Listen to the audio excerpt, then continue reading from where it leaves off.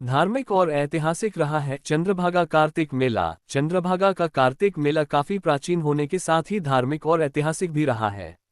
मूल रूप से यह मेला चंद्रभागा जैसी मोक्षदायिनी नदी में कार्तिक स्नान करने की धार्मिक आस्था से जुड़ा है। कहा जाता है कि उज्जैन के सम्राट विक्रमादित्य के एक वंशज राजा चंद्रसेन कुष्ठ रोग से पीड़ित होकर प्राचीन काल में यहां आए थे और यही उन्होंने शिव की तपस्या की थी। बरसों की तपस्या के बाद भगवान शिव की उन पर कृपा हुई और कार्तिक पूर्णिमा की रात्रि को इस स्थान पर चंद्रमा की चांदनी में नदी का प्रकटीकरण हुआ। तब चंद्रसेन ने उसमें स्नान किया और वह कुष्ठ रोग से मुक्त हुआ।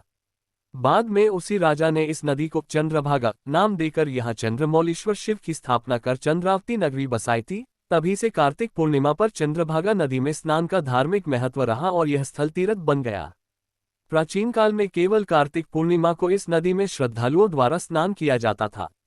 बाद में धार्मिक आस्था के साथ यहाँ का व्यापार भी प्रसिद्ध होने के कारण यहाँ कार्तिक पूर्णिमा स्नान के साथ मेला भी लगने लगा और यह चंद्रभागा का कार्तिक मेला नाम से मालवा और राजस्थान में प्रसिद्ध हुआ। इतिहासकार ललित शर्मा के अनुसार 18वीं सदी में झाला जालिम सिंह ने झालरापाटन की स्थापना के साथ ही इस मेले को राजकीय संरक्षण देने के लिए मालवा, राजस्थान और गुजरात के कई नगरों में अपने हरकारी दूत भेजे तथा यहां मेले के आयोजन में व्यापारियों को पूर्ण सुरक्षा देकर उनके जानमाल की रक्षा तथा उनके आवास हेतु एक विशाल धर्मशाला का मेला मैदान में निर्माण भी करवाया था।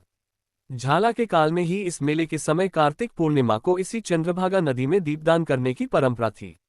राजकीय संरक्षण के कारण ही फिर अनेक राज्यों के व्यापारी इस मेले में व्यापार, लाभ, संरक्षण और आवास की सुविधा के कारण काफी संख्या में आने लगे थे। उस समय इस मेले की व्यवस्था झालरापाटन की प्राचीन नगरपालिका करती थी। इतिहासकार ललित शर्मा के अनुसार सन 1838 में झालावाड़ राज्य की स्थापना के समय झालरापाटन राजधानी थी। तब इस मेले में संचालन का कार्य अनेक कमेटियां करती थी। मेले का शुभारंभ शासक करते थे। मेला संचालन हेतु सभापति, दीवान व उपसभापति तथा रेवेन्यू मिनिस्टर व डेवलपमेंट मिनिस्टर होते थे। मेला संचालन समिति में एक पद सचिव का होता था और मेला मजिस्ट्रेट का कार्य तहसील नाजिम को सौंपा जाता था, जिसमें 15 सदस्य होते थे। ये सभी मेले की सुव्यवस्था और व्यापार तथा आमजन की सुविधा का ध्यान रखते थे। मेले में रात्रि के समय ग्रामीणों के मनोरंजन के लिए सुंदर लोक नाटकों का मंचन किया जाता था।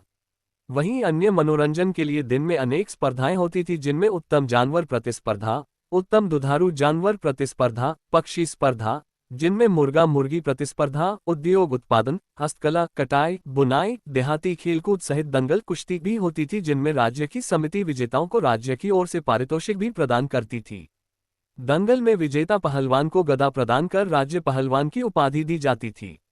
राज्य समाप्त होने के पश्चात यह मेला स्थानीय नगरपालिका के संरक्षण में आयोजित होने लगा, परंतु नवंबर 1958 से फिर इस मेले का संरक्षण राज्य सरकार की ओर से पशुपालन विभाग द्वारा किया जाने लगा, जिसमें दूर दूर से पशुपालक और व्यापारी ऊंट, घोड़े, गाय, भैंसे, बकरी सहित कई पशु बिक्री के लिए आते हैं और तभी से यह मेला चंद्रभागा पशु मेला घोषित किया गया, जो आज तक आयोजित होता आ रहा है। विभाग द्वारा अब यह मेला 10 दिन और व्यापारिक स्तर पर 2 माह तक चलता है।